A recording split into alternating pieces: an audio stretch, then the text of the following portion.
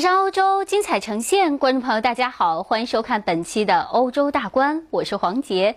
今天的节目都有哪些精彩看点呢？美女艺术家的玻璃艺术雕刻，艾斯莫餐馆的美味秘诀，温馨舒适的苏格兰宜家小屋。在波兰的弗罗茨瓦市有一个专注于玻璃艺术的美术馆，艺术家帕蒂是这家美术馆的老板。他擅长创造夸张的超现实主义雕塑和日常物品。2年前，帕蒂开始运营这家美术馆，同时，这位波兰艺术家也在世界各地的个人展和群体展中展示自己的雕塑。不久前，在美国举办的博览会上，他的作品获得了巨大的成功。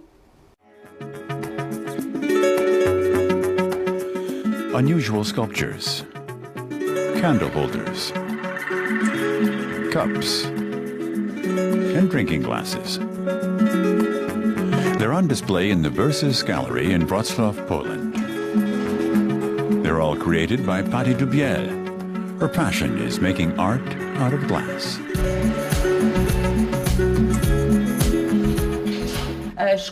Glass is an unpredictable material, a bit of alchemy, a bit of mystery. You never can tell what will happen with it.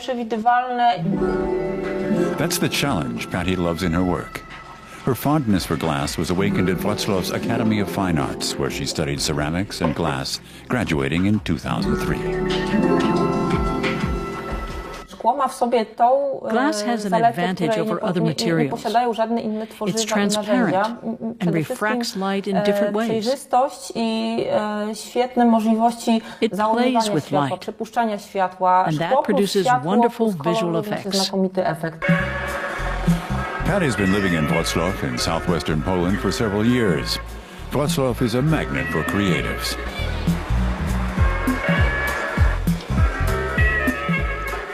Patti loves living here.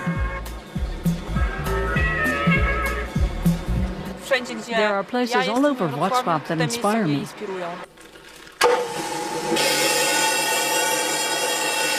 Getting from the initial idea to a finished sculpture takes some time, about a half a year on average. Patti employs classic glass processing techniques. When you drill glass, it has to be submerged in water, otherwise it gets too hot and breaks.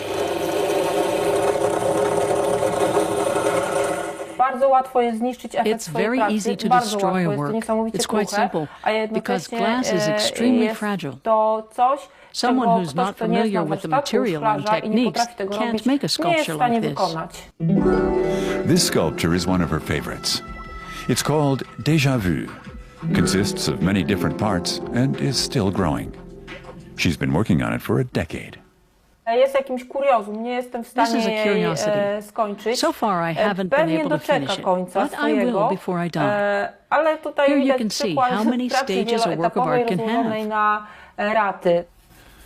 Working with glass can be hazardous, but so far, Patti Dubiel has had only 2 minor injuries. I had to have stitches in my hands once, and a shard of glass went through my finger. Patti doesn't do all her work in her studio. Sometimes she paints a piece in the cellar of her house.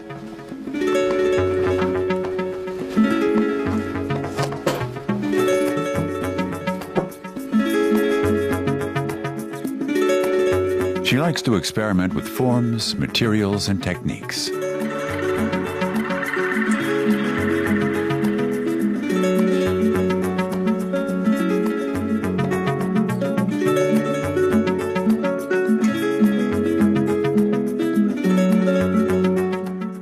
I use materials that might not seem to fit. For example, glass and paint or brocade. That's how I create my unique compositions.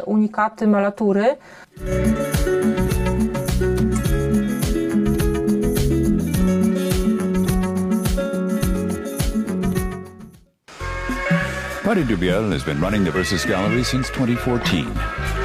The Polish artist also shows her sculptures in solo and group exhibitions all over the world.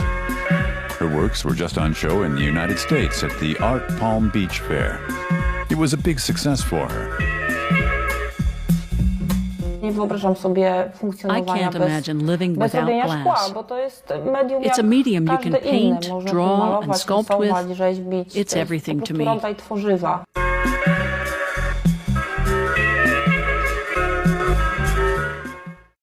形形色色的古董车呢，是收藏家们的最爱，同时也见证了整个汽车行业的蓬勃发展史。经典技术车展是世界上规模最大的古董车展。近年来，全球著名汽车制造商们开始越来越重视这个古董车的展会，并且在车展上展示了一些世界上最耀眼、最有价值和最稀有的古董车。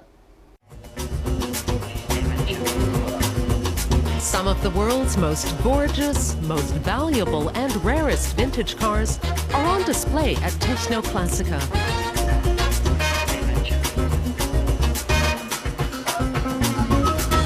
Tom Fisher is a well-known restorer of classic cars. He's been coming to the trade fair in Essen for 2 decades now.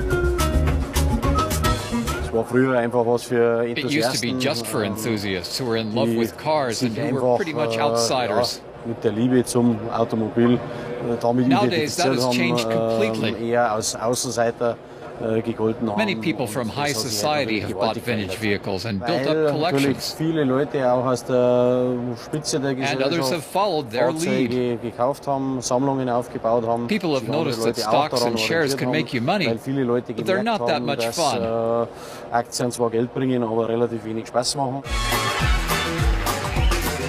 Big car manufacturers have been beefing up their presence at Technoclassica in recent years as well. The richer and longer the company history, the grander its stand.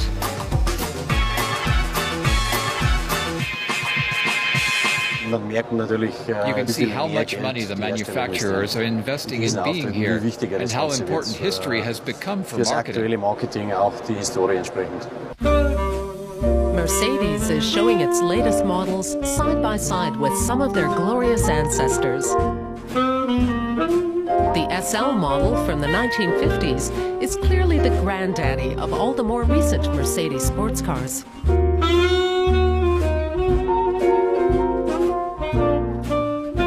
The 300 SL is a true design icon in automotive history, not just in the history of Mercedes-Benz. And you can look back on such icons and build on them in your current models. That makes a lot of sense. BMW is marking its 100th birthday by celebrating its history, showcasing its evolution from aeroplane maker to car maker. Tradition appears to be playing an ever greater role in selling the virtues of a brand. If you can look back on a long history as a car manufacturer, it is certainly a unique kind of story. Our competitors, if they're younger firms, have a different history or not much of a history at all. So having a history is a distinctive feature that sets you apart from new or existing rivals.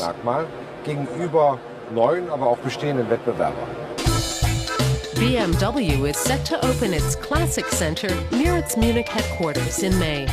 Customers will even be able to have their treasured vintage cars repaired there. Porsche has also been restoring its classic models for 7 years now. Most European manufacturers have gotten into the business of sprucing up their old cars instead of leaving it to others. Some companies approach the task of restoration very professionally and devote plenty of money to it. But money alone is not enough. Only a third of the task is what any regular mechanic would do in his shop. The rest is more like handicrafts or working with antiques, restoration with authentic materials. You have to see the context of each vehicle's specific history. Every car is different and has had a whole life of its own. Tom Fisher's favorite at this year's show is this Lamborghini Miura, beautifully restored and as fresh and sleek as it was 50 years ago. The Golf GTI turns 40 this year. Any car over 30 qualifies as vintage, so as time passes, more and more new cars become classics and qualify for display at Technoclassica. 马丁·路德是500年前著名的宗教改革家，如今他竟然在多特蒙德首演的一部音乐剧中复活了。这是一部非常特别的作品，被人们称之为流行清唱剧，主要是为了纪念这位宗教斗士与古老天主教会的决裂而创作的。演员们的表演慷慨激昂，唱腔优美，所有的演出也在德国各地的巡演中获得了巨大的成功。It's opening night for a very special work in Dortmund. And the star of the show is spelled out big.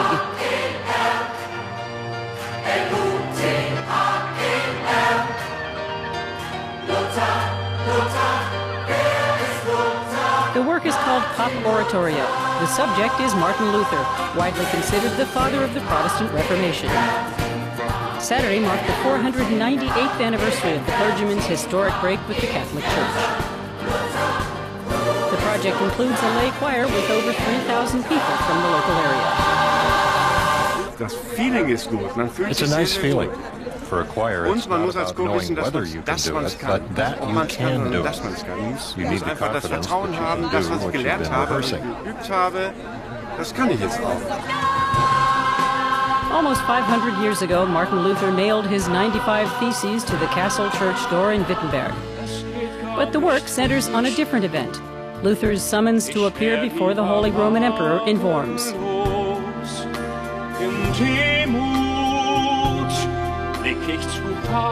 Hamburg-based musical star Frank Winkels plays Luther. Ich bin kein Ketzer. At the hearing in Worms, Luther was in essence put on trial for heresy. He survived only thanks to friends in high places. Du denkst wohl, dass du klüger bist als sie.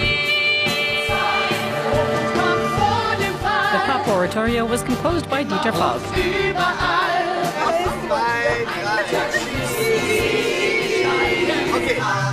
The basement of his studio in Düsseldorf is adorned with over 50 gold and platinum discs. Falk is one of the most successful producers on the German music scene. Also Botschaft ist so ein geschmäcklerisches Wort. The word message is a bit over the top. We're not the electronic church from South Carolina. We're not interested in doing some big Bible show. We want to tell an exciting story about a person who had an impact on society, both here and around the world. Nachweislich die Kultur dieses Landes und der ganzen Welt verändert hat. 1, 2, 1, 2, 3. The members of the choir began meeting for rehearsals several months ago.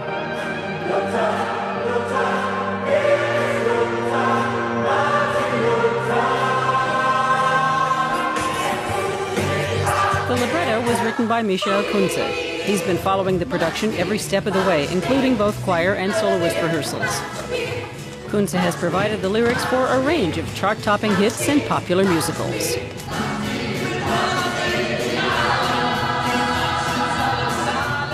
Was wir machen wollten, war ein Event zu kreieren. What we wanted to do nicht verstaubt is to create an event that isn't fusty and old-fashioned, mit einer gewissen that isn't classically traditional, Haltung daherkommt. one that doesn't put on airs. Einen fröhlichen, poppigen, rockigen We wanted to make it an upbeat evening of pop and rock, die Musik den Menschen auch where the music shows the audience that these issues are still important to all of our lives. There were 2 shows on that first day, both to an almost sold-out crowd of nearly 8,000. My family are up there. My son's singing, so it's a special thrill. It's the great and modern musicals, but we'd have preferred historical costumes.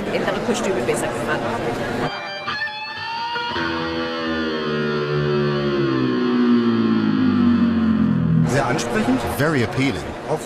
For young people too. Ja. I like it. Mir gefällt das. Wenn das Geld in den Kasten fällt. Ich finde das auch nicht sehr gut. It's good to see church themes being presented to a large audience. It's something you don't see often enough. Ich denke, es wird zu selten gemacht.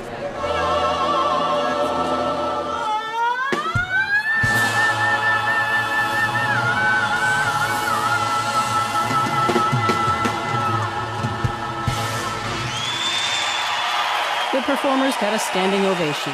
In 2017, the 500th anniversary of the beginning of the Reformation, the Pop Oratorio will tour Germany. 斯瓦比亚豪尔猪曾经是上世纪50年代德国西南部地区最有名的猪品种，后来由于人们偏爱瘦肉，到了80年代，这个品种在当地几乎绝迹了。但之后，这个地区的菜肴开始更加注重品质，于是更肥的斯瓦比亚豪尔猪又重新获得了人们的青睐。当地艾斯莫餐馆的西蒙正是这一古老肉猪品种的极力拥护者，他也不遗余力地为美食家们推荐这款美味的猪肉。Simon Kaiser lets us into his biggest culinary secret here on a farm in the southwestern German state of Baden-Württemberg. The Swabian Holzwein. Das sind unsere Schweine, unsere schwäbisch-hessischen. These are our pigs. They're certified Swabian Hall pigs, bred up in the Hohenlohe region.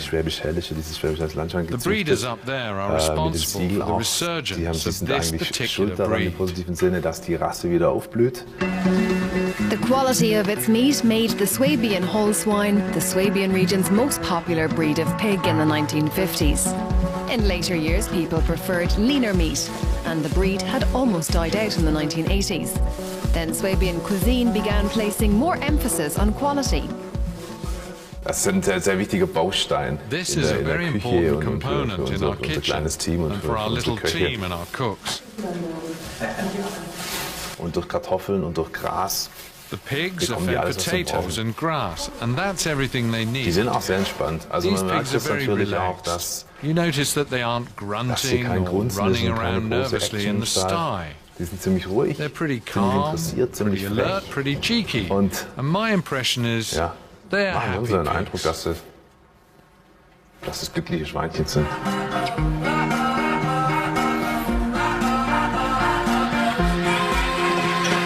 In Simon Kaiser's restaurant Esszimmer in Biberach, pork from Swabian Hall pigs regularly feature on the menu. The young Swabian restaurateur serves regional specialties in a contemporary style. For Euromax, Simon Kaiser is cooking Swabian Hall suckling pig with sweetheart cabbage, Schupfnudel potato noodles and vinegared plums. Also ich fange jetzt an, ich filetiere den I'll start by filleting the suckling pig loin with the two upper parts. We cut out the chops or cutlets. The Swabian Hall swine has a higher fat content, so it's tastier. Ist aromatischer. The briefly roasted suckling pig's own fat makes it something special. The salted loin is seared until the skin is crispy. Add a little thyme, and then it's baked in the oven for a few minutes. The Schupfnudel are made with potatoes, eggs, flour, semolina and some skill.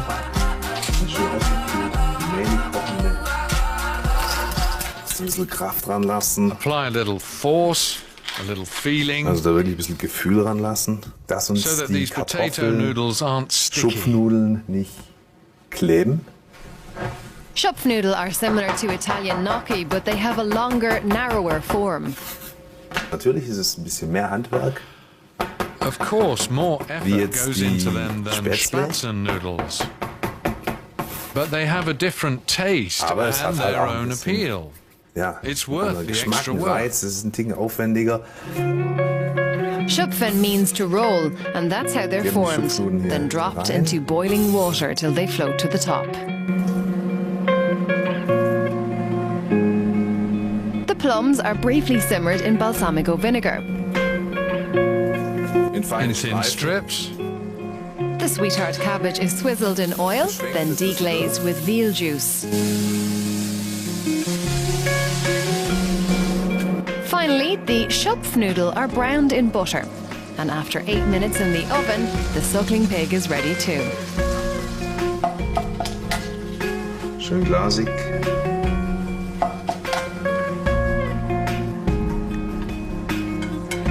The sweetheart cabbage, vinegared plums, schupfnudeln and suckling pig were all sourced locally.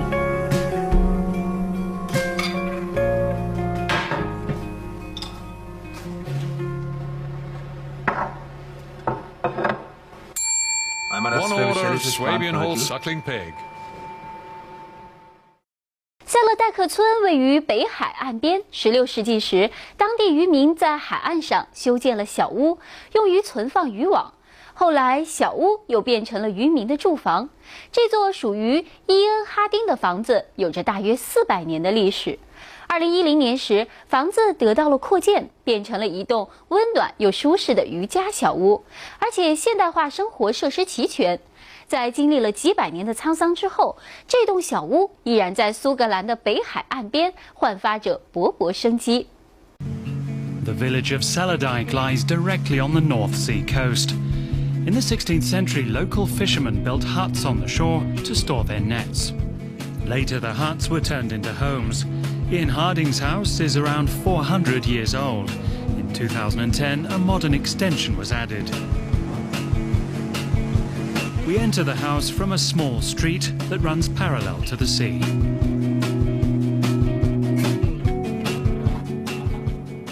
Hello, welcome to my house. You'll see that immediately that you've got a connection from the very front door right out to the sea.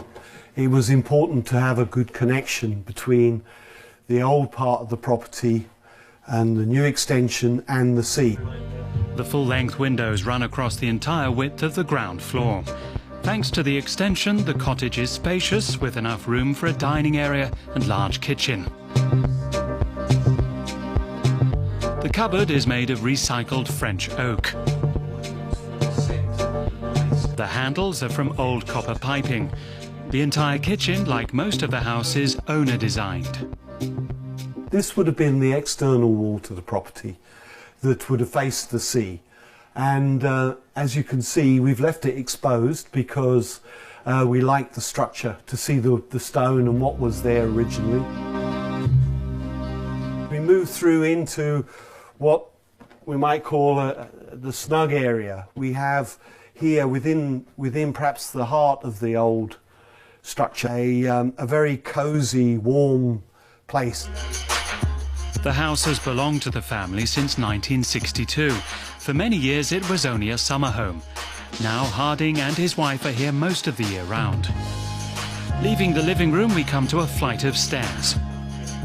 They used to be outside steps, but now they link the lower and upper floors. Upstairs there's a terrace that was added during the extension. This is Ian Harding's favourite place.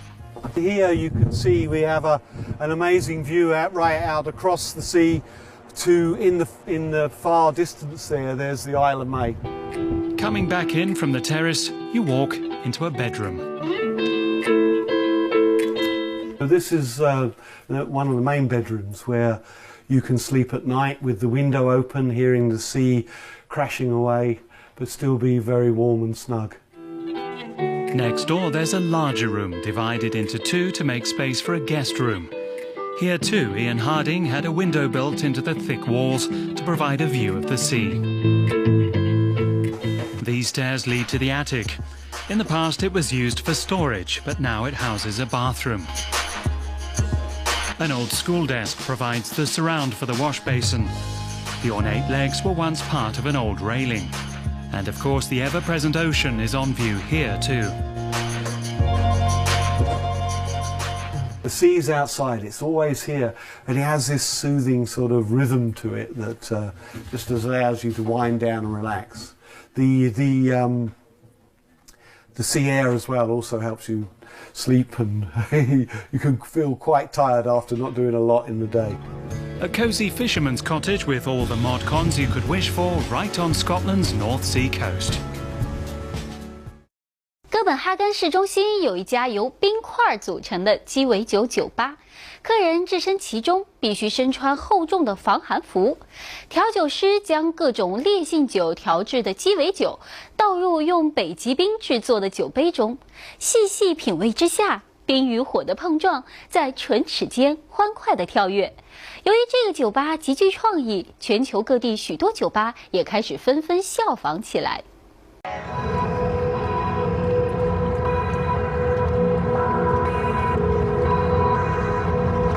During the summer months, especially during the Scandinavian summer, people evidently like to remember the Arctic winter. One hotel in the centre of Copenhagen has had a cocktail bar designed and built in which guests definitely don't think they'd like to be wearing as little as possible. Quite the opposite, in fact. The idea of designing a bar made of ice blocks, where guests battle the cold, came from Olga Larsen and Sophie Ruutasalainen. It was so original that it immediately created an international stir. Ice bars adjoin hotels and they require a specific small building to keep the stored ice at a constant -4 or 5.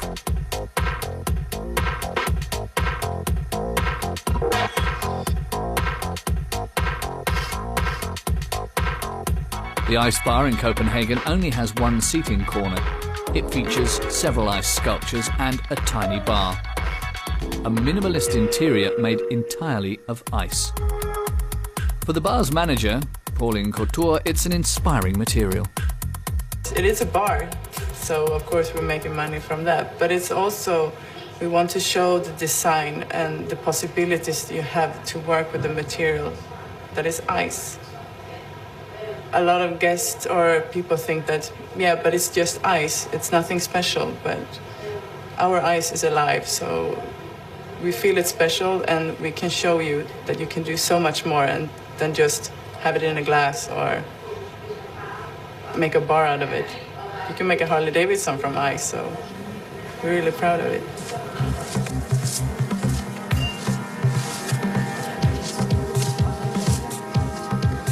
All the ice comes from the Torne River in Sweden. So every year in March we harvest the ice for the next year and we keep it in big storage rooms. So we always have it prepared for the next design.